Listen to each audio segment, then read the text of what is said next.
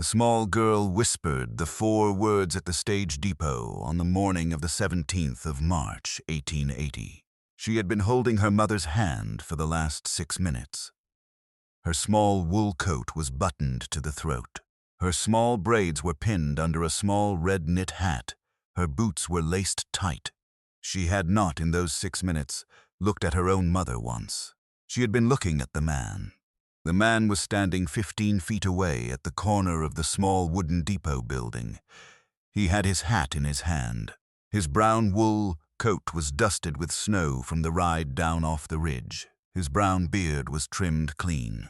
His gray eyes were on the small trunk at the small girl's mother's feet.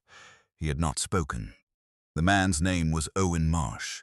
He had ridden 5 miles down the ridge that morning to be at the depot.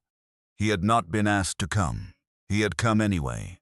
The small girl's name was Hattie Caldwell. She was 6 years old. The small girl's mother was Margaret Caldwell. The town called her Maggie. She was 37 years old. She was a healer. She was a widow.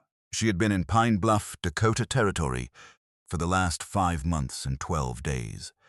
The stage from Pine Bluff to the railhead at Yankton was due in 4 minutes. Maggie Caldwell had her free hand on the leather handle of the small trunk. The trunk held 3 wool dresses, a small leather medicine satchel, a small carved oak box, a small wedding band that had not been on her finger for 3 years, and a folded letter from her brother in Oregon that had come down through the freight man on the 7th of March. The letter had said her brother could take her now. The letter had said the spring stage would put her in Yankton by the 20th. The train from Yankton would put her in Portland by the 2nd of April. She would be at her brother's farm outside the Dalles by the 7th. She had read the letter 4 times. She had packed. She had paid her rent on the small house at the south end of Pine Bluff through the end of March. She had said her goodbye to Mr. Travers at the dry goods store on the 15th. She had said her goodbye to the Reverend Pike at the small Methodist church on Sunday the 14th. She had said her goodbye to the small Lutheran midwife named Ingrid Larson on the 16th. She had not, in any honest way, said her goodbye to Owen Marsh. She had said the words at his cabin on the 16th. She had stood at his door. She had said, "Owen, I will write." He had said, "Maggie, I know." She had said, "Thank you for all of it." He had said, "Maggie, I have not done anything that needs to be thanked." She had said, "You have done many things," he had said. "I have done what any neighbor would have done." She had said, "No, you have done more." He had not answered. She had ridden down the ridge with Hattie that afternoon. She had not looked back. She had not cried. Owen Marsh had not asked her to stay. He had not, in 5 months and 12 days, asked her for anything. He had only built her bookshelves. He had only carried her trunk up the porch. He had only fixed her stovepipe in the small kitchen of the small house at the south end of Pine Bluff. He had only sat at her table for Christmas dinner with Hattie on his knee. He had only walked her down Main Street on the 3rd Sunday of December with his hand at her elbow. He had not asked her to stay. He was at the depot now. He was at the depot because he had ridden down at 5 in the morning. He had told nobody. He had not even told Hattie, but Hattie had known. Hattie had known the moment she had walked out of the small house at the south end of Pine Bluff at 7:30 that morning, with her small wool coat and her small red knit hat and her small boots. Hattie had seen the buckboard at the dry goods store. Hattie had said nothing. Hattie had walked beside her mother all 4 blocks to the depot. Hattie had not asked any question for those 4 blocks. Hattie had not been a child who wasted questions. The stage was now 3 minutes away. The depot clerk, a small thin man in a brown wool coat, came out of the depot door. He carried a small bell. He rang the bell once. The sound was small in the cold spring air. He said, "Stage approaching from the north." 3 minutes, 3 other passengers stood up from the wooden bench at the side of the depot. A drummer in a green coat, a young schoolmistress in a black bonnet, a widow with a black veil. They picked up their trunks. They moved toward the platform edge. Maggie Caldwell did not move. She kept her hand on the trunk handle. She kept her other hand around Hattie's small mitten. The drummer in the green coat passed by her. He tipped his hat. He said, "Mom." She said, "Mister." The schoolmistress passed by her. The schoolmistress nodded. The veiled widow passed by her. The veiled widow did not nod. Maggie still did not move. Hattie at her side finally raised her small face. Hattie did not look at her mother. Hattie looked, slow and steady, across the platform at the man at the corner of the depot building. Hattie said very small the 4 words. She said, "Mama, he needs us." Maggie Caldwell did not breathe for a count of 2. She looked down at her small daughter. Hattie did not look back. Hattie kept looking at Owen Marsh. Owen Marsh did not move. He held his hat in his hand. He did not in his face give Maggie any reason to stay. He did not in his face ask her for anything. He only stood. He only waited.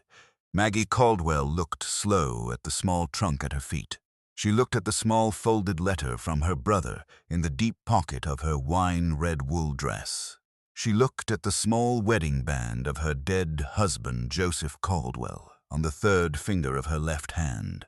She had taken it out of the small carved oak box the night before, because she had thought, on the train west, that she might want to put it on again.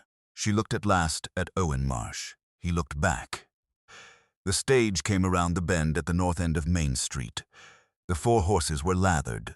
The driver was leaning forward on the box. The depot clerk lifted his bell. The stage rolled in.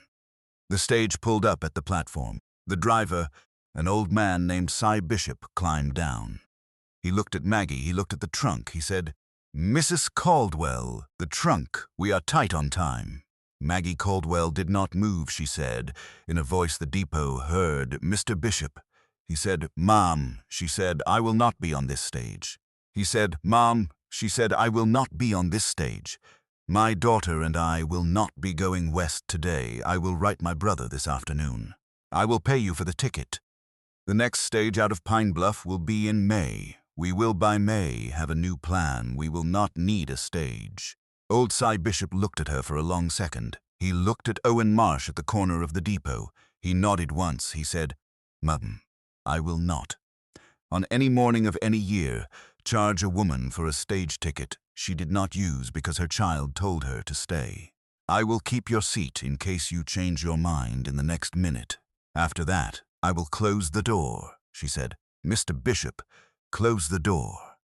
He closed the door. He climbed back on the box. The drummer and the schoolmistress and the veiled widow were inside. He snapped the reins. The 4 horses turned.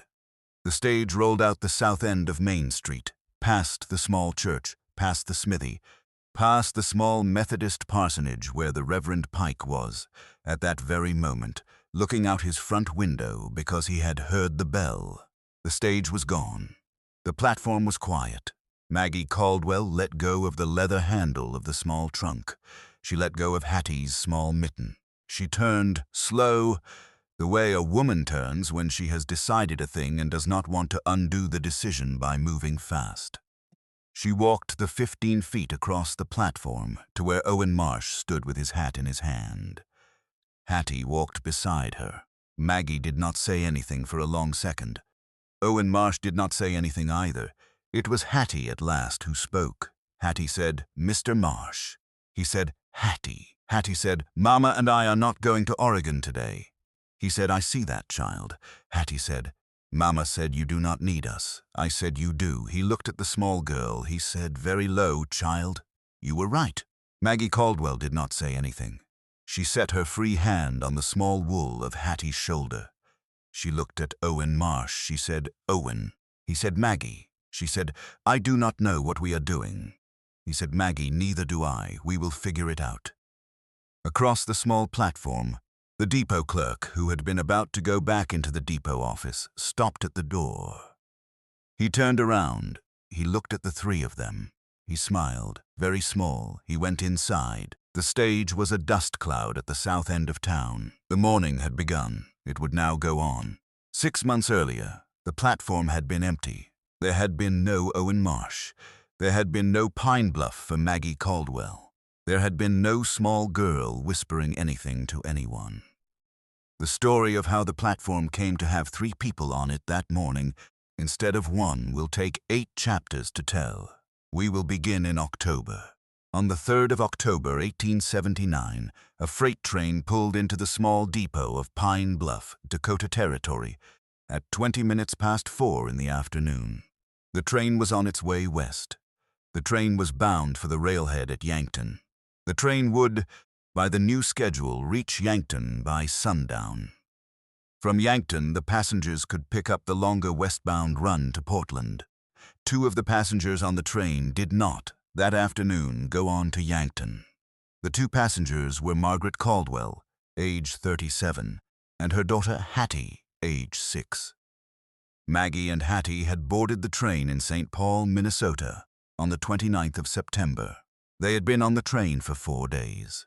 They had been bound for the Dalles, Oregon, where Maggie's older brother, a wheat farmer named Aaron Mott, had a small homestead and a wife and 4 sons. Aaron had written to Maggie in August. Aaron had said, "Sister, come west, bring the child. Anna and I have room. Anna will be glad of another woman in the kitchen." Maggie had packed. She had sold the small house in St. Paul where she had been a midwife for 9 years. She had sold most of the furniture. She had kept her medicine satchel, her mother's herb book, the small carved oak box that held her wedding band and her mother's, and the small carved wooden horse that her dead husband Joseph had made for Hattie the year she was born. She had loaded the trunk on the train. She had not been afraid. She had been a widow for 3 years. She had been raising Hattie alone. Joseph Caldwell had died of a fall from a hayloft on the 2nd of August, 1876. The fall had broken his neck. The fall had not been long. Joseph had been a tall man. Joseph had been a kind one. The fall had taken him in 3 minutes. Maggie had buried him in the small Lutheran cemetery outside St. Paul. She had been 34. Hattie had been 2. For 3 years, Maggie had run her practice from the small house. She had caught 41 babies. She had not lost a mother. She had grown, in those 3 years, from a size 16 to a size 19. She had not minded. She had let her dresses out at the seams. She had stayed strong. The town of St. Paul had been kind. The mothers had been kind. The Lutheran pastor had been kind. But by the autumn of 1879, Maggie had begun to feel the slow weight of a widow's 3-year mark. The widow's 3-year mark was the moment, in any frontier town, when the wives began to wonder if the widow was going to remarry. The wives were not unkind in the wondering. The wives were simply curious. The curiosity had begun by the 2nd August to feel like a small itch on the back of Maggie's neck. Aaron's letter had been her excuse. She had taken it. The train pulled into Pine Bluff at 20 minutes past 4. The conductor walked through the 2nd-class car. The conductor was a tall man with a gray mustache. He stopped at the seat where Maggie and Hattie were sitting. He said, "Mrs. Caldwell." She said, "Yes," he said. "There is a telegram for you at the Pine Bluff depot. The clerk has been waiting. You are to step off the train and pick it up. The train will hold for 10 minutes. Her stomach went cold. She said, "From whom?" He said, "Mum, I do not know. The depot clerk has the message. Please step off." She stood up. She took Hattie's small hand. She walked the length of the car. She stepped off the train. The Pine Bluff depot was small. The clerk was a small, thin man with a brown wool coat. His name was Mr. Foley. He held a small yellow telegram in his hand. He said, "Mrs. Caldwell." She said, "Yes." He said, "Mom, I am sorry. I was told to give this to you the moment you got off." He handed her the telegram. She opened it. The telegram was from her brother Aaron in the Dalles. The telegram read, "Sister, Anna died of pneumonia on 27th September. The 4 boys are in shock. The farm is in mourning. I cannot take you and the child this autumn. Please do not come. I will write when I can. With love, Aaron." Maggie Caldwell stood on the small wooden platform of the Pine Bluff depot at 24 minutes past 4 in the afternoon, on the 3rd of October, 1879, with her daughter's small hand in her own and a yellow telegram in her other hand. She did not cry. She read the telegram twice. She folded the telegram. She slid it into the deep pocket of her wine-red wool dress. She turned to the conductor. The conductor was watching her from the platform. She said, "Sir." He said, "Ma'am." She said, "We will not be going on to Yankton today." He said, "Ma'am, are you sure?" She said, "I am sure. Will you ask the porter to bring our trunk down?" He nodded. He waved at the porter. The porter brought down the small trunk. He set it on the platform beside her. The conductor said, "Ma'am, I am sorry." She said, "Thank you, sir." He stepped back on the train. The train pulled out. The depot was quiet. Maggie Caldwell stood on the small wooden platform with Hattie at her side and the small trunk at her feet. She did not know any soul in Pine Bluff. She had $227 in her leather purse. She had her medicine satchel. She had a 6-year-old daughter. She had the cold of an autumn afternoon coming on. Mr. Foley, the depot clerk, came out of the depot office. He had his hat in his hand. He said, "Mrs. Caldwell." She said, "Mr. Foley." He said, "Ma'am, I am sorry. I have been working this depot for 11 years. I have seen telegrams like that one twice. The first time was a young mother going to her sister in Denver. The sister had died of a fever. That young mother stayed in Pine Bluff for the rest of her life. She is now the schoolmistress at the south end of town. The second time was a young rancher who was going home from the war. His father had died. He turned around and went back east. I do not know which way you will go, Mom. I would, if I may, tell you one thing." She said, "Mr. Foley, tell me." He said, "Mom, there is a small house at the south end of town that has been empty since the spring. The owner is Mrs. Holcomb. She is a widow.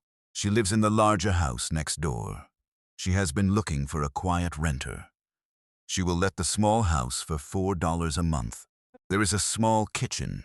There is a small bedroom with 2 beds. There is a small front room. There is a small lean-to at the back. If you would like, I will walk you to her front door this afternoon. You may decide tomorrow whether to stay through the winter. The next eastbound train passes through Pine Bluff on the 11th of October. You will have time to decide." Maggie Caldwell looked at Mr. Foley. She said, "Mr. Foley, walk us to her front door." He picked up her trunk. He walked her 4 blocks south. He knocked on Mrs. Holcomb's door. Mrs. Holcomb was a tall, thin, gray-haired woman in a black wool dress. Mrs. Holcomb listened to Mr. Foley for 1 minute.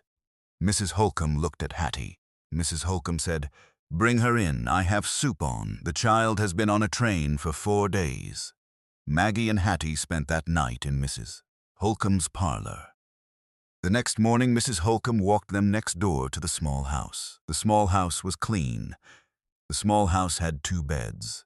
The small house had a small iron stove. The small house had a small lean-to at the back. Mrs. Holcomb said, $4 a month, no deposit. You will pay when you can." Maggie said, "Mrs. Holcomb, I will pay today. I have funds." Mrs. Holcomb said, "Then pay today." Maggie paid $4. She unpacked her trunk. She hung her medicine satchel on a peg by the door. She put her own wedding band into the small carved oak box on the mantel above the iron stove.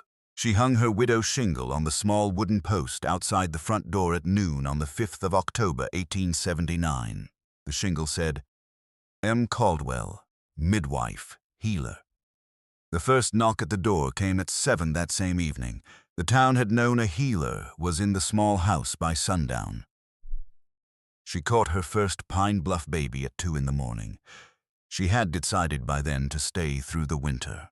On the 28th of October, 1879, a tall man in a brown wool coat walked up to Maggie Caldwell's small front porch with a small 5-year-old boy in his arms. The man was Owen Marsh. The small boy was his son Joel. Maggie had not, in the 3 weeks she had been in Pine Bluff, met either of them. She had heard of the mountain man on the ridge. Mrs. Holcomb had spoken of him on the second day. Mrs. Holcomb had said, 5 miles north, above the creek, lives alone with his small son. Wife died of fever in 77. Comes down to town once a month, buys flour. Does not speak. Folks have stopped asking him to. Maggie had said, he has a child. Mrs. Holcomb had said, he has. The child is small. The child has been sickly. The doctor in Pine Bluff has not seen the child since the wife died. The doctor was not asked. The doctor would not have come.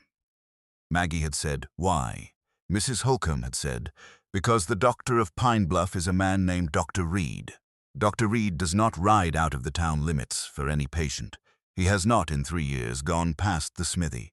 Maggie had said, I see. She had said no more about it. She had not, in the 3 weeks since, thought about the mountain man on the ridge. Until the 28th of October, when he was at her porch. The knock came at 10:30 in the morning. Maggie was at the kitchen table, sorting yarrow leaf into small paper twists. Hattie was on the rug by the small iron stove, drawing a picture with a stub of pencil on the back of a flour sack. Maggie stood up. She walked to the door. She opened it. The man on her porch was tall. He had a brown beard. He had gray eyes. He wore a brown wool coat. He held a small boy in his arms. The small boy was wrapped in a worn wool blanket. The small boy was pale. The small boy's eyes were closed. The small boy's chest was making a wet, rough sound.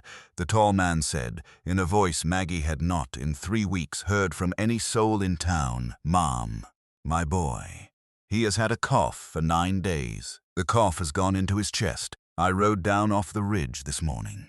The doctor at the south end of town will not see him. The dry goods man at the front of Main Street told me a healer had come to Pine Bluff 3. Weeks ago I have come to a door, Maggie said. Bring him in. He came in. He set the small boy on the kitchen table. The small boy did not wake. Maggie set her hand on the small forehead. The forehead was hot. She set her ear against the small chest. The small chest rattled.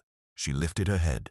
She looked at the man. She said, How long has the fever been there? He said, 2 days. She said, How high? He said, I do not know. I do not have a thermometer, she said. What have you been giving him? He said, Hot tea, honey, boiled water. I have not had any willow bark for 2 months, she said. Has he been eating? He said, Not since yesterday morning. She said, Sleeping. He said, Yes, too much. She nodded. She said, Sir, what is your name? He said, Owen Marsh. She said, Mr. Marsh. He said, Mom. She said, Margaret Caldwell, Maggie, sit by the stove, I will work. She worked. She set water to boil. She brought down the jar of dried yarrow from the high shelf. She brought down the small jar of dried thyme. She brought down the small jar of dried mullein leaf. She set a steam tent over the small boy's chest, with a clean white linen sheet draped over the small body and a small basin of hot water with the herbs underneath. She did this for 40 minutes. Owen Marsh sat by the iron stove. He did not speak. He watched. Hattie watched from the rug. Hattie watched the small boy on the kitchen table. Hattie watched the man at the stove. Hattie did not say anything. At the end of the 40 minutes, the small boy's chest had cleared by half. The rough, wet sound was now a clean, dry cough. The fever was the same, but the breathing had eased. Maggie said, Mr. Marsh, he said, Mom, she said, your boy has bronchitis. The bronchitis is in the early stage. The cough has not yet become pneumonia. If you take him home tonight without medicine, he will be at pneumonia by morning. If you leave him here with me for 3 days, he will be on his feet by Friday. He looked at her for a long second. He said 3 days. She said 3 days. He will sleep in the second bed in our bedroom with Hattie. He will be warm. He will be steamed every 3 hours through the night. He will drink yarrow tea every 2 hours. He will eat broth when he wakes. By Friday his chest will be clean. He said, Mom, what will it cost? She said, Mr. Marsh. He said, Mom. She said, I will not tell you a price. I will tell you that you may pay me what the work is worth to you. If you have no coin, you may pay me in firewood. The lean-to behind this house is empty. The lean-to needs wood. I am not strong enough to chop a winter's wood by myself. I will trade 3 days of care for a winter of wood. If that does not suit you, we will find a price that does. He looked at the small boy on the kitchen table. He said, Mom, the wood will suit. She said, Mr. Marsh. He said, yes. She said, will you stay through the day with him? The boy will be afraid if he wakes and you are not here. You may sleep on the rug tonight. "There is no spare bed, I am sorry." "The rug is warm," he said. "The rug will suit." She nodded. She picked up the small boy. She carried him into the small bedroom at the back of the house. She laid him on the second small bed. She covered him with the wool blanket. She set the small steam tent back over him on the kitchen table with Hattie at the side. She went back to the bedroom every 2 hours through the day. Owen Marsh sat by the iron stove for the whole day. He did not move much. He stood up only to bring in wood from the wagon.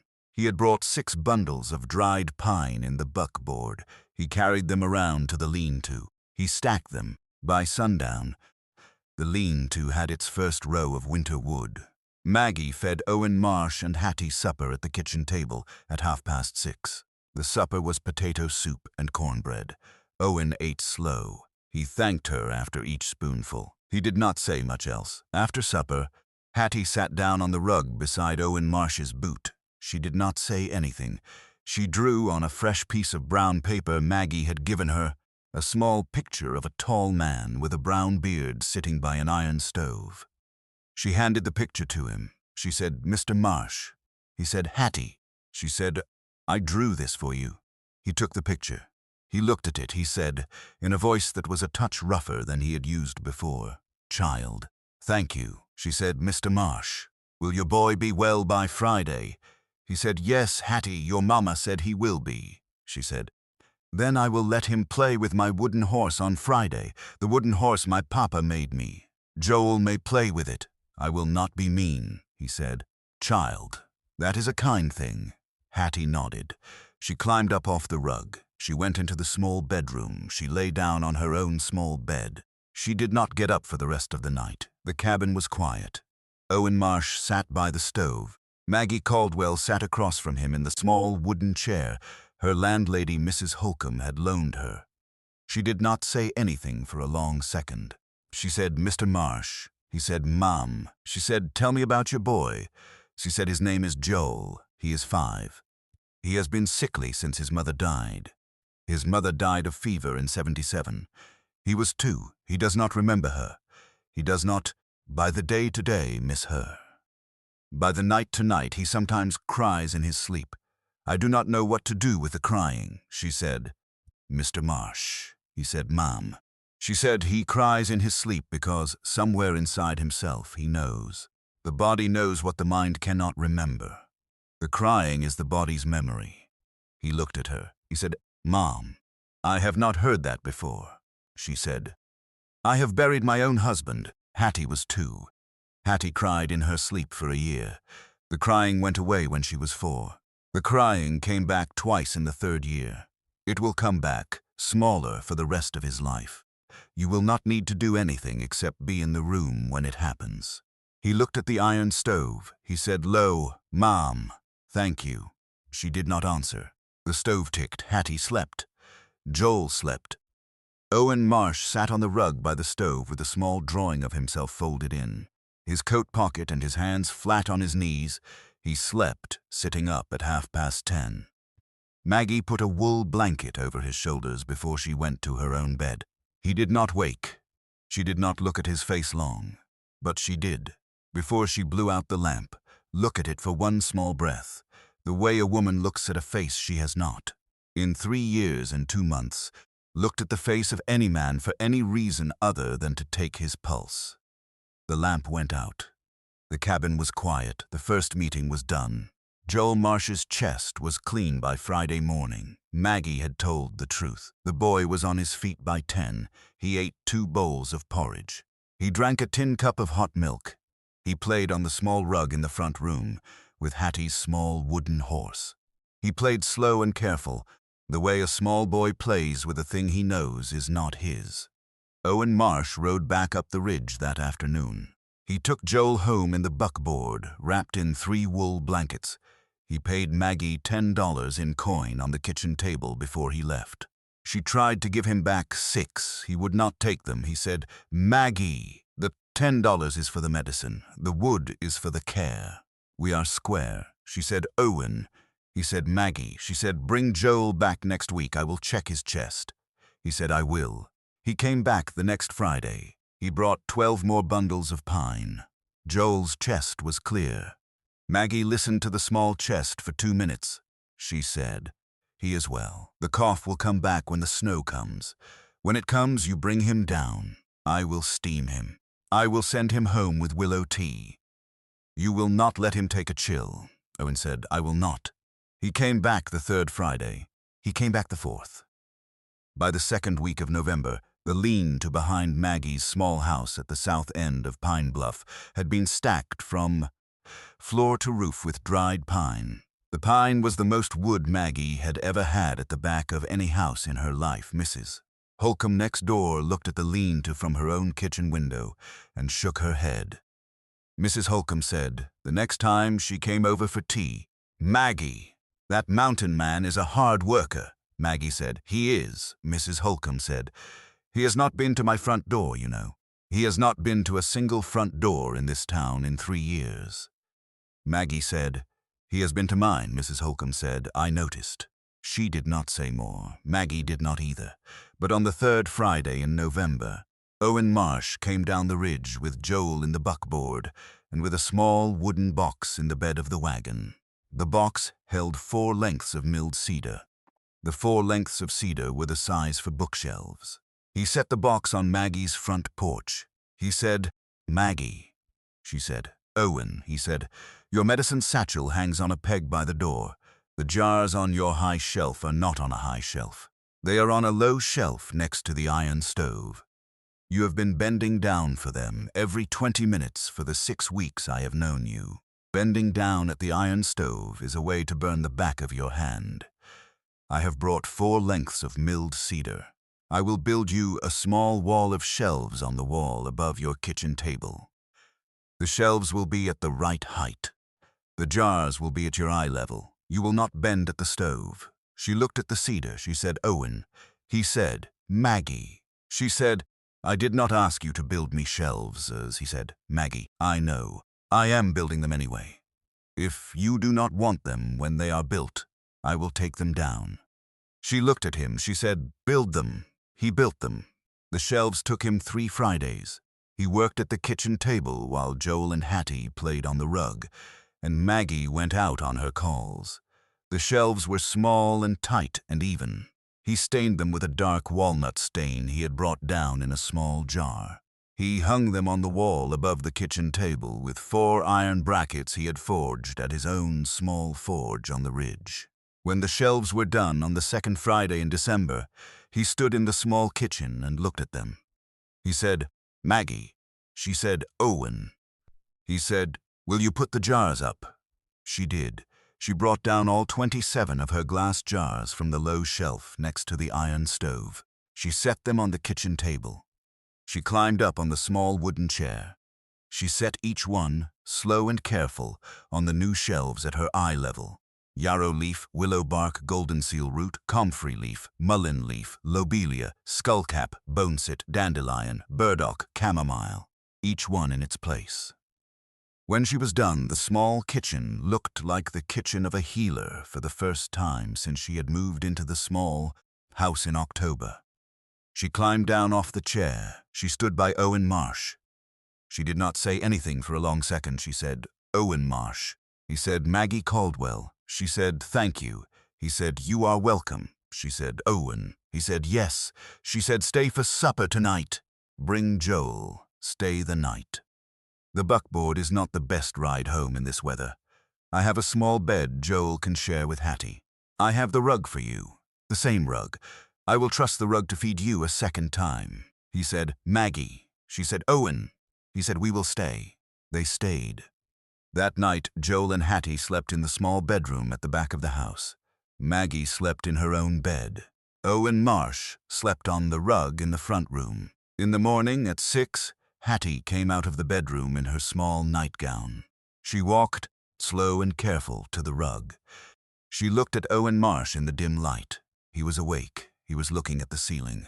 Hattie said, very quiet, "Mr. Marsh." He said, "Hattie." She said, "May I sit with you?" He said, "Yes, child." She sat down on the rug beside him. She did not lean against him. She sat with her small back straight. She looked at the iron stove. She said, "Mr. Marsh, why did you build my mama shelves?" he said. "Because your mama was bending down to the floor for her jars," Hattie said. "Mama bends down for her jars all the time." He said, "I know." Hattie said, "Mama has not had shelves before." He said, "I know." Hattie said, "Mr. Marsh." He said, "Hattie." Hattie said, "You are kind." He did not answer right away. He said after a long second, "Child, I have been trying." She nodded. She stood up off the rug. She walked back to the bedroom. She climbed back into bed. She slept. Owen Marsh lay on the rug for 10 more minutes. He looked at the ceiling. He looked at the new cedar shelves above the kitchen table. He looked at the small carved oak box on the mantel above the iron stove. He did not that morning say a word to himself. But the lines around his eyes, when Maggie Caldwell came out of her own bedroom at 6:30 to put the kettle on, were softer than they had been on the first morning he had spent on her floor. Maggie did not say anything about it. She put the kettle on. She poured him coffee. He drank it sitting up on the rug, holding the tin cup in both hands like a man holding a thing he was afraid of dropping. The first time Owen Marsh walked Maggie Caldwell down Main Street of Pine Bluff in the sight of the whole town was the 3rd Sunday of December, 1879. The walk was 4 blocks long. The walk took 14 minutes. The walk had a small, precise reason. The reason was that Maggie had been called to the front of the Methodist parsonage at the north end of Main Street to look at the Reverend Pike's wife, Lottie Pike, who had been throwing up for 2 days and who had not, by the Reverend's count, been able to keep down a single cup of water. Maggie had needed her satchel. The satchel had been at the small house. She had needed to come back to her own kitchen for the small jar of dried ginger root and a small bottle of the special syrup she made from honey, ginger, and a small drop of peppermint oil. She had needed her gray wool shawl because the snow was coming down hard. Owen Marsh had been at her kitchen table when the call had come. He had been at her kitchen table because it was Sunday, and on the 4 Sundays since the bookshelves had gone up, Owen had ridden down off the ridge with Joel for the noon meal. He had brought Joel and a small jar of cream and a small bag of dried venison. Maggie had made bread. The 4 of them had eaten at the table. The 4 of them had not, in those 4 Sundays, called the meal anything other than dinner. But on the 3rd Sunday in December, with the snow coming down at 1 o'clock, and Maggie having just stood up from the table to pour the 2nd cup of coffee, the small, thin Reverend's grandson, a boy of about 10 named Sammy Pike, had banged on the front door. He had said, breathless, "Mrs. Caldwell, Grandpa is sick. Grandpa says come." Maggie had said, "Sammy, I will be right there." She had gone for her satchel. She had filled it. She had put on her shawl. Owen Marsh had stood up from the kitchen table. He had said, "Maggie." She had said, "Owen." He had said, "The wind is bad. The snow is bad. I will walk you to the parsonage. I will wait outside. I will walk you back. Joel will sit with Hattie at the table. There is bread. There is the rest of the soup. They will be fine for 2 hours." She had looked at him for a long second. She had said, "Owen, there are eyes in this town." He had said, "Maggie, there are eyes in this town. I have been to your house every Sunday for 4 weeks. There were eyes for those Sundays. There will be eyes for this walk. I have not in any of those 4 Sundays found a reason to mind the eyes. I do not mind them today." She had looked at him for 1 more second. She had said, "Owen, come." They had walked. They had walked the 4 blocks from the small house at the south end of Pine Bluff to the small Methodist parsonage at the north end. The snow had come down hard. The wind had been at their backs. Maggie had walked on the inside of the wooden walk. Owen had walked on the street side, between her and the wind. He had not offered her his arm. He had not needed to. The town had been quiet on a Sunday afternoon in a snowstorm. There had been few people out, but the few people who had been out had seen. Mrs. Camilla Bunting, the wife of the Pine Bluff smithy, had been at her front window. She had seen. Mr. Travers, the dry goods store owner, had been at the front of his own store sweeping his porch.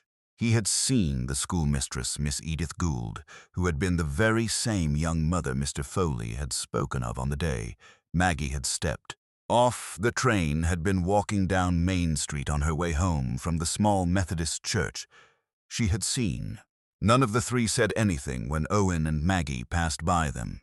None of the three did not see. By the time Maggie reached the parsonage, by the small efficient mechanism of any small frontier town, every wife in Pine Bluff knew that the mountain man on the ridge had walked the healer at the south end of town from her own front porch to the Reverend's front door in a Sunday snowstorm. Maggie went inside. Owen stood on the small wooden walk in front of the parsonage with his hat in his hand and the snow on the brim of his coat. He did not move for the next 90 minutes. Inside the parsonage, Maggie sat with Mrs. Lottie Pike for the 90 minutes. She gave Mrs.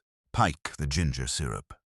She gave her a small, clean cloth with cool water on it for the forehead. She fed her one careful spoonful of broth every 20 minutes. By the end of the 90 minutes, Mrs. Pike had kept down 2 full spoonfuls of broth in a row and had asked her granddaughter for a third. Maggie said to the Reverend Pike at the front door, "She will be on her feet by tomorrow. The sickness will pass tonight." The Reverend Pike said, "Mrs. Caldwell." She said, "Reverend Pike." He said, "Thank you. I will not, in any Sunday of any week ahead, forget that you came in the snow. I will not on the next Sunday forget to say so from the pulpit." She said, "Reverend, I would prefer that you not." He said, "Mrs. Caldwell." She said, "I would prefer the small kindness of staying quiet on the pulpit, Reverend. I am a quiet woman. I am a widow. The town has begun to talk about me. The town has begun to talk about Owen Marsh and me. If you say my name from the pulpit on Sunday morning, the talk will sharpen. I would prefer the talk stay where it is. Soft, curious, not yet sharp." The Reverend Pike looked at her for a long second.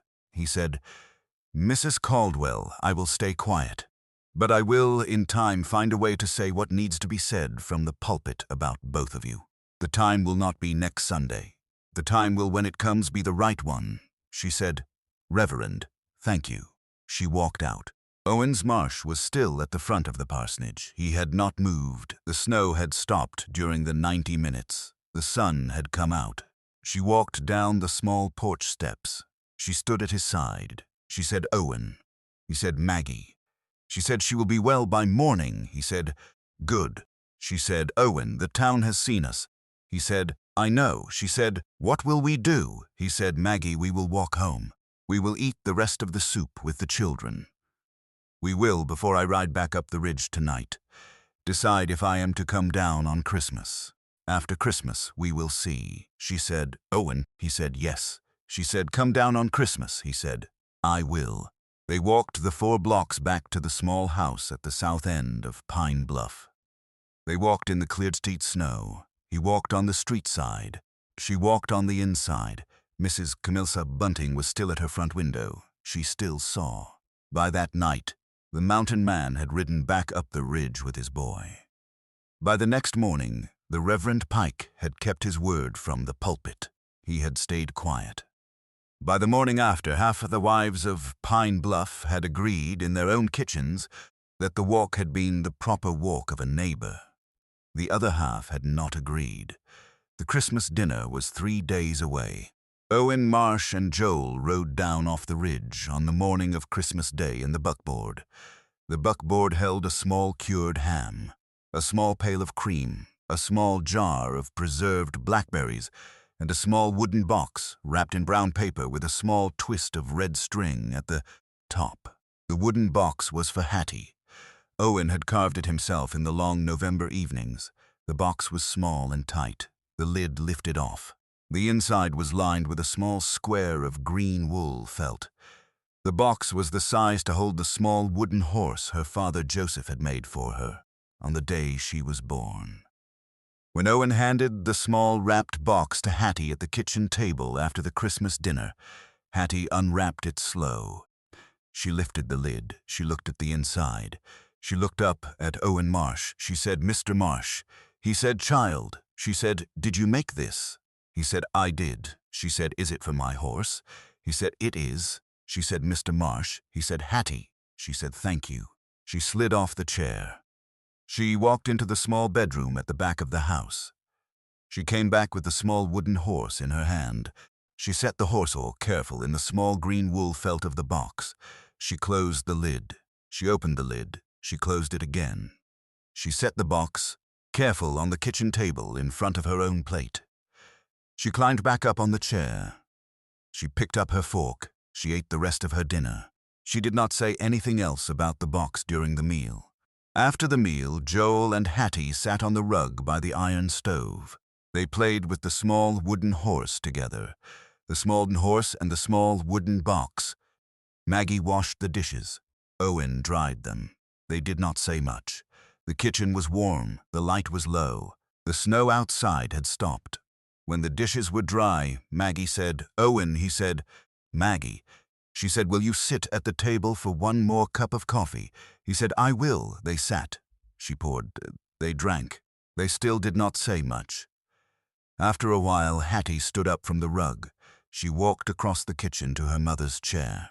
She climbed up into her mother's lap. She set her small head against her mother's shoulder. She said, very quiet, into her mother's ear, the kind of question a child asks when she has been thinking for a while. She said, "Mama, why are you smiling more?" Maggie did not answer for a long second. She said, "Smiling sweetness." Hattie said, "Yes, Mama, you smile more than you did in St. Paul. You smile more than you did when we got off the train in October. You smile more on the day Mr. Marsh comes down off the ridge than on the day he is not coming down." Maggie looked slow across the kitchen table at Owen Marsh. Owen Marsh was looking at the rug. Maggie said very low, into Hattie's small braid sweetness, "I am smiling more because Pine Bluff is a kind town. I am smiling more because Mrs. Holcomb has been good to us. I am smiling more because the women of Pine Bluff have called me to their bedsides. I am smiling more because you are well. I am smiling more because the small house is warm.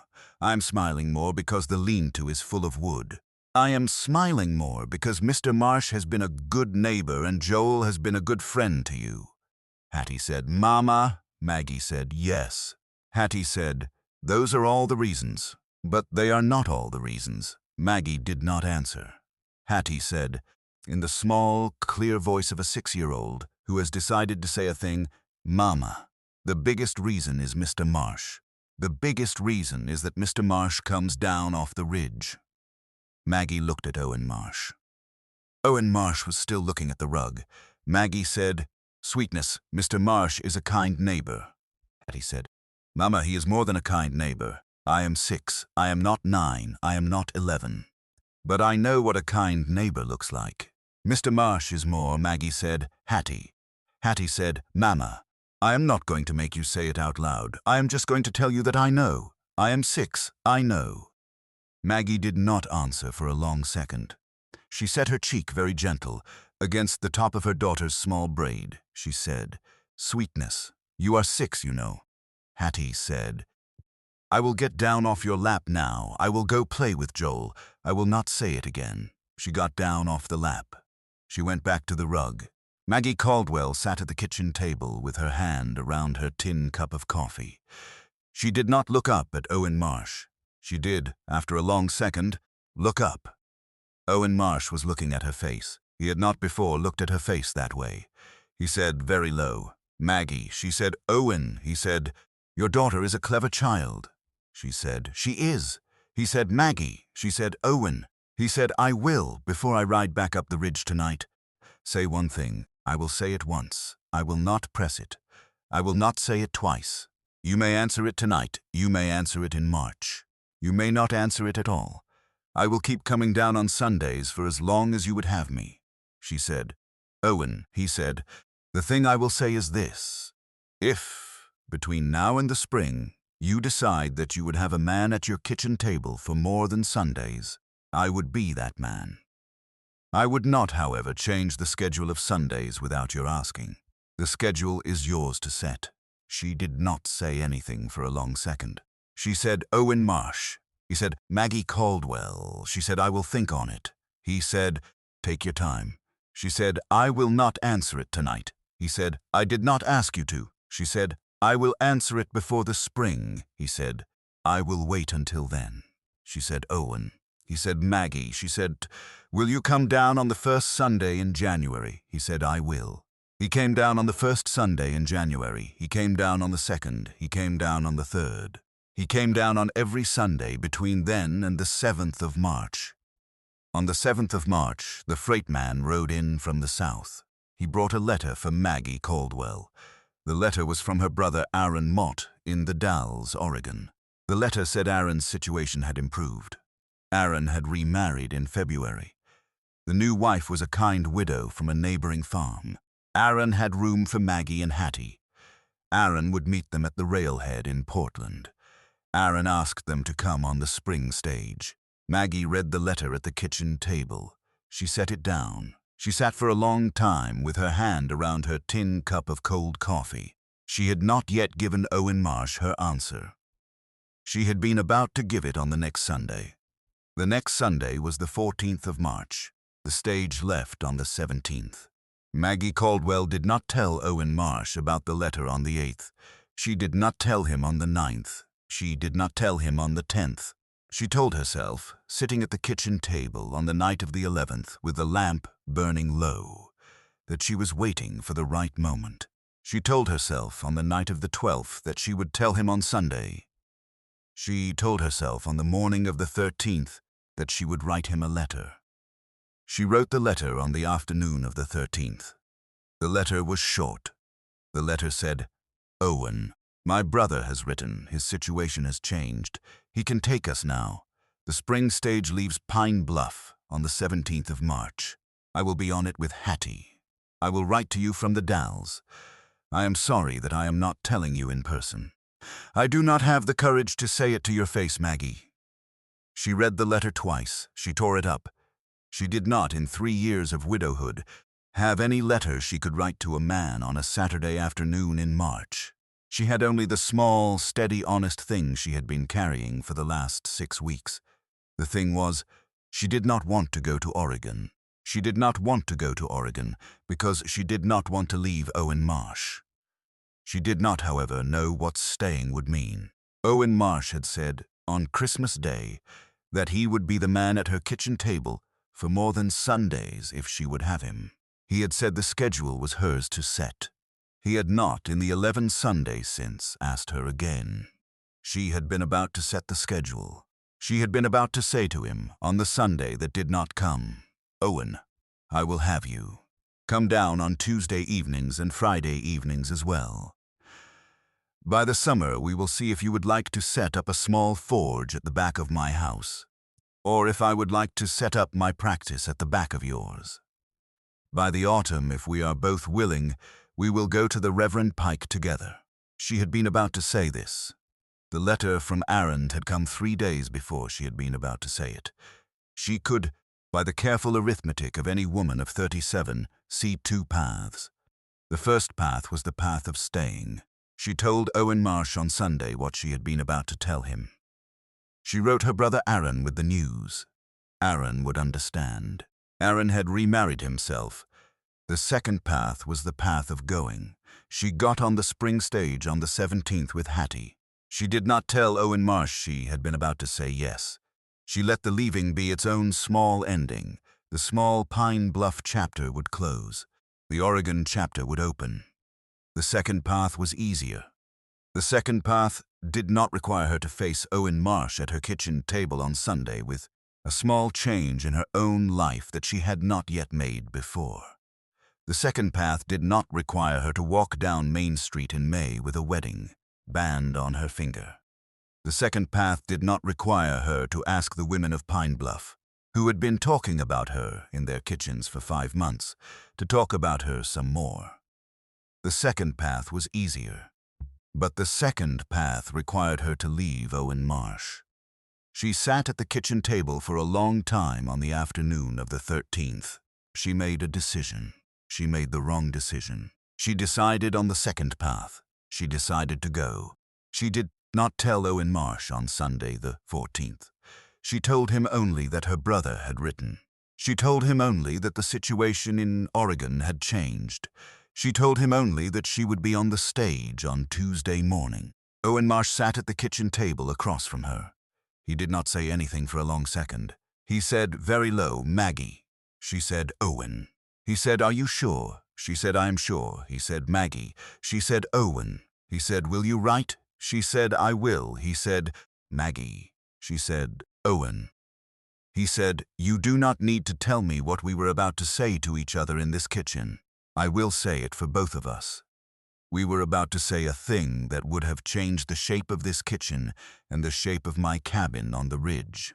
I will not on any day of any year ahead say to you that we should not have. I will only say to you that we did not. I will, in the years ahead, keep that as a small private thing. You will not have to remember it. You will be in Oregon. You will be at your brother's table. You will catch the babies of his town. You will, by the third year, have forgotten the small ridge above Pine Bluff," she said. "Owen," he said. "Maggie," she said, "I will not forget." He said, "I would not, on any day of any year ahead, want you to." She did not answer. He stood up from the kitchen table. He took his hat off the peg by the door. He set his hat on his head. He said, "Maggie." She said, "Owen." He said, "I will not be at the depot on Tuesday morning.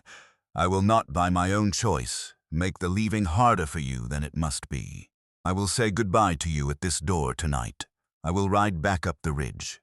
I will be on the ridge on Tuesday morning. You will not see me at the platform." She said, "Owen." He said, "I will write to you in Oregon. You will write to me on the ridge.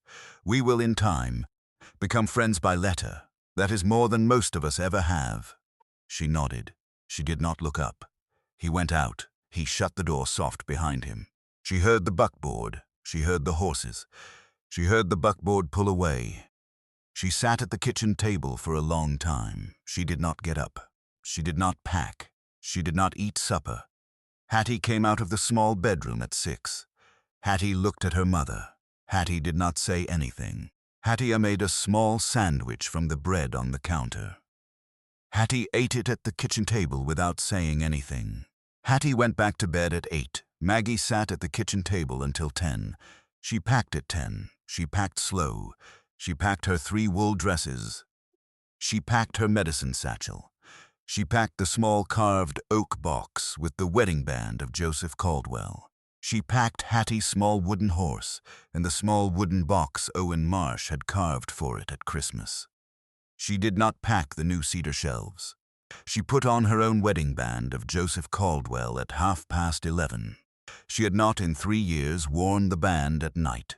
She lay down in her bed. She did not sleep. She thought all the long hours of the night that she had made the wrong decision. She did not, in those hours, find the courage to walk out the front door and ride up the ridge in the dark. She did not need to.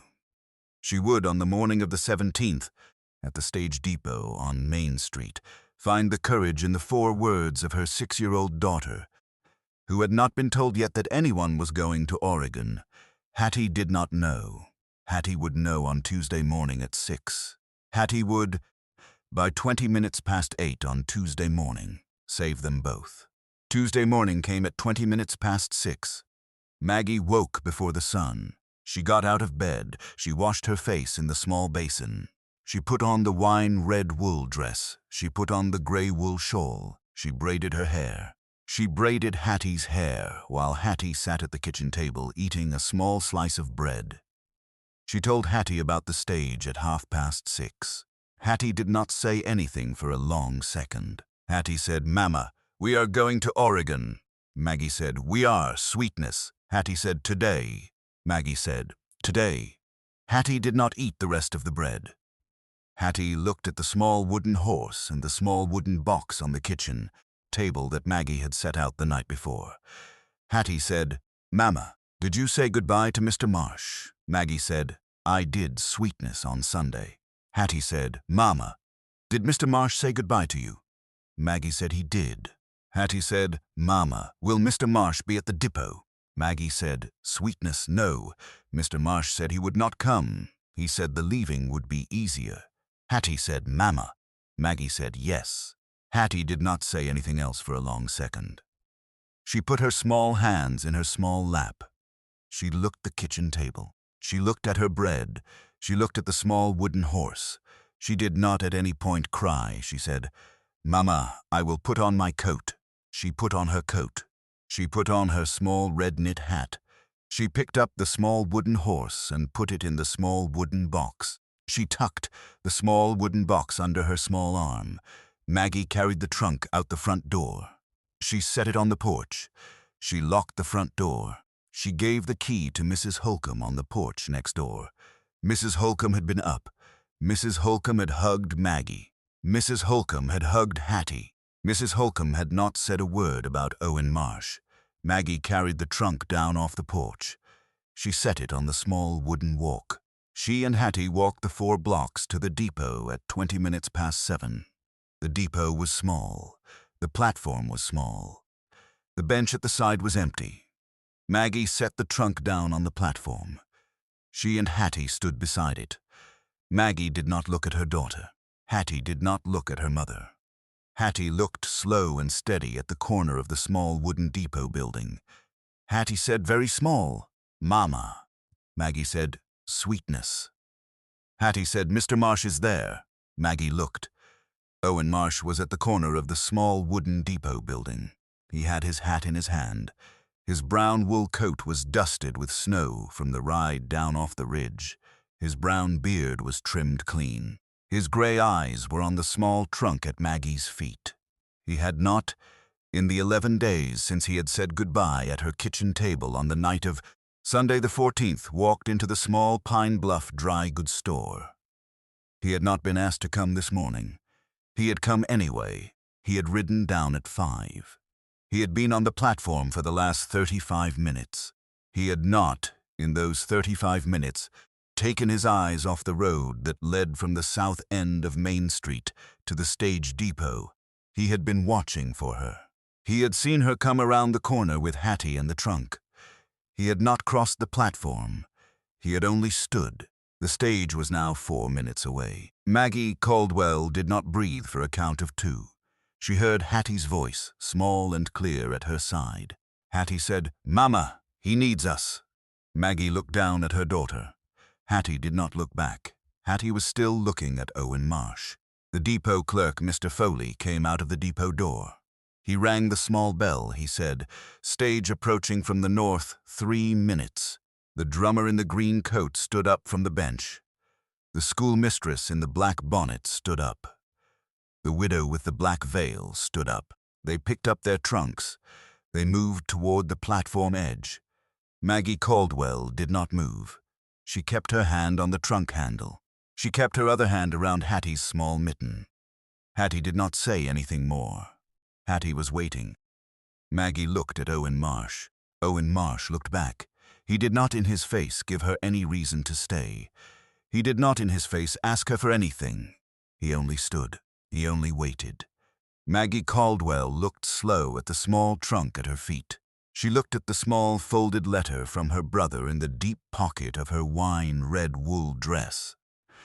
She looked at the small wedding band of her dead husband Joseph Caldwell on the 3rd finger of her left hand. She had taken it out of the small carved oak box on Sunday night because she had thought, on the train west, that she might want to put it on again. She looked at last at Owen Marsh. He looked back. The stage came around the bend at the north end of Main Street. The 4 horses were lathered.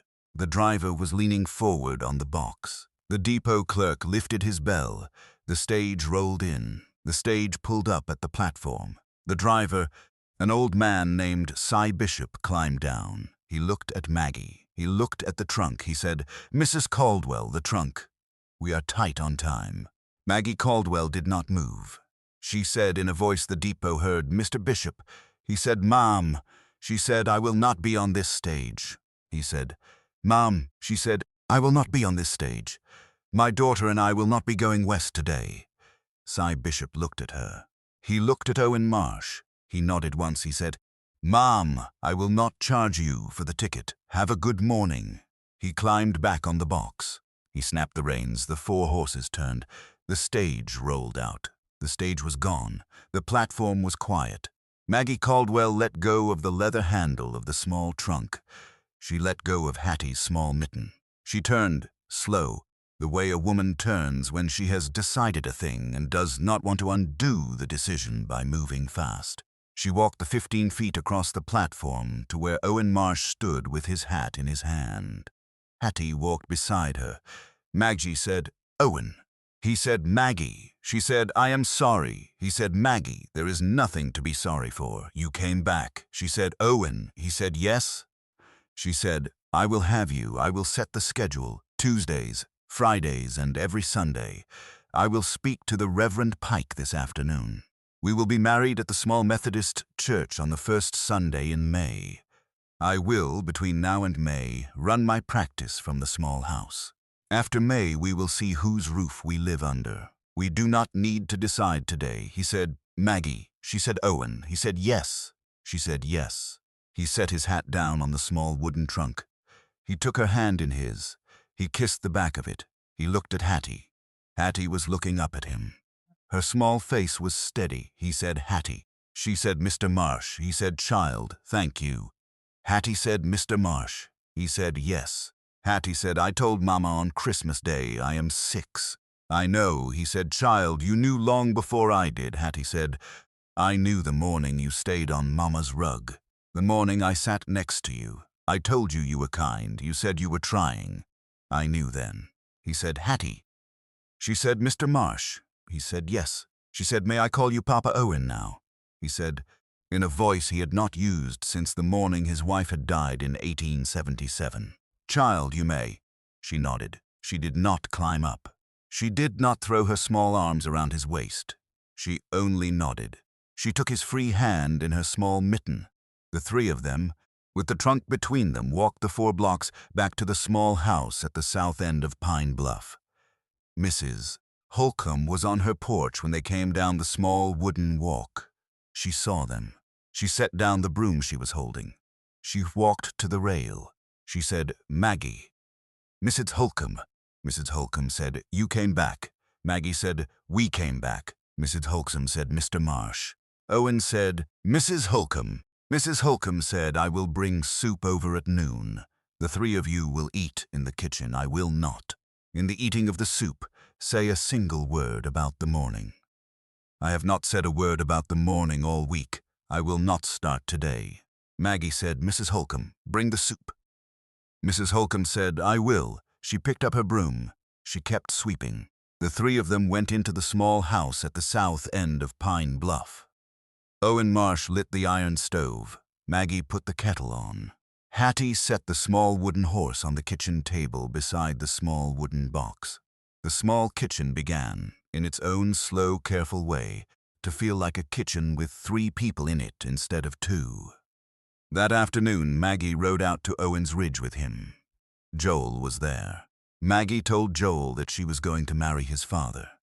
Joel did not say anything for a long second. Joel set down the small piece of pine he had been whittling. Joel walked across the small cabin floor to where Maggie was standing. Joel put his small arms around her waist as far as they would go. Joel did not say anything else. That was Joel's answer. It was enough. The Reverend Pike was the next stop. The Reverend Pike was at his small office at the back of the parsonage. The Reverend Pike was eating a small piece of cornbread.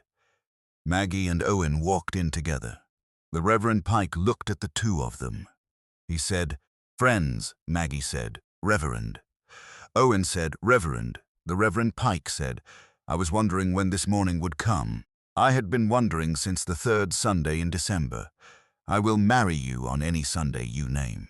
Maggie said, "The 1st Sunday in May, Reverend." The Reverend said, "Done." He set down his cornbread. He shook Owen's hand. He shook Maggie's hand. He smiled the small, careful Welsh smile he had been carrying west for 31 years. He said, "Mrs. Caldwell." She said, "Reverend." He said, "When I marry you on the 1st Sunday in May, I will read from one Henry Wadsworth Longfellow. I will read the small, short verse he wrote in 1842. It goes, 'Behind the clouds is the sun still shining. Thy fate is the common fate of all. Into each life some rain must fall,' she said. "Reverend, I would like that," he said. "Mrs. Caldwell, the rains has fallen. The sun has come back. I will say so on the first Sunday in May." They walked back to the small house at the south end of Pine Bluff together at 20 minutes past 4. The wedding was held on the 2nd of May, 1880, at the small Methodist church at the north end of Pine Bluff. The Reverend Jonas Pike read the verse from Longfellow. The Reverend Jonas Pike's wife, Lottie Pike, was the matron of honor. Pete McAllister, who had ridden 2 days from Wyoming Territory to be at the wedding because the freight man who carried mail had told him to come, was the best man. Mrs. Camilla Bunting of the smithy was in the 3rd pew. Mrs. Holcomb of the small house next door was in the 2nd pew with the small carved oak box of Maggie's wedding bands on her own lap. The schoolmistress, Miss Edith Gould, was in the 4th pew. Mr. Foley of the depot was in the 5th pew. Mr. Travers of the dry goods store was in the 6th. The town came. The town did not in any pew, in any kitchen, in any small, careful parlor after the wedding, ever talk again about Maggie Caldwell or Owen Marsh in the way they had talked about them in the small, careful kitchens of December and January. The talk had ended. The marriage had begun. Hattie Caldwell, who would become Hattie Marsh by adoption on the 2nd of June 1880, was the flower girl. She wore a small white dress. She carried a small basket of dried winter sage. She walked down the center aisle of the small Methodist church, holding the small carved wooden horse her father Joseph had made for her in one hand, and the small carved wooden box Owen Marsh had made for the horse on Christmas in the other. At the front of the church, before the Reverend Pike began the service, Hattie set the small wooden horse on the pew next to Mrs. Holcomb. She set the small wooden box beside it. She walked, slow and careful, to the front of the church. She stood beside her mother for the whole service. When the Reverend Pike said, "I now pronounce you husband and wife. Whom God hath joined together, let no man put asunder," Hattie did not say anything. She only reached up. She took her mother's hand on her left. She took Owen Marsh's hand on her right. She held both. The Reverend Pike smiled. The town clapped. The first Sunday in May had come. "I have one more thing to tell you. The small wooden horse that Joseph Caldwell had carved for his daughter Hattie on the day she was born in St. Paul, Minnesota, in 1873, sat in the small wooden box that Owen Marsh had carved for it in November of 1879, on the mantel above the iron stove of the cabin, on the ridge above Pine Bluff, Dakota Territory, for the rest of Hattie Marsh's life. She inherited the cabin from Owen Marsh in 1912. She lived in it for 41 years. She kept the small wooden horse in the small wooden box on the mantel. She did not, in those 41 years, take it down. The cabin still stands. The mantel still holds the box. The box still holds the horse. And every Sunday morning in the small kitchen at the south end of Pine Bluff and on the small ridge above it, when the sun comes up over the pines and the small kitchen kettle ticks up to its slow, steady boil, a small girl's voice, the voice of Hattie Caldwell at 6 years old on the platform of a stage depot on the 17th of March, 1880, is still saying the 4 words she said on the morning her mother stayed. She is still saying, "Mama, he needs us." That is the end of the story.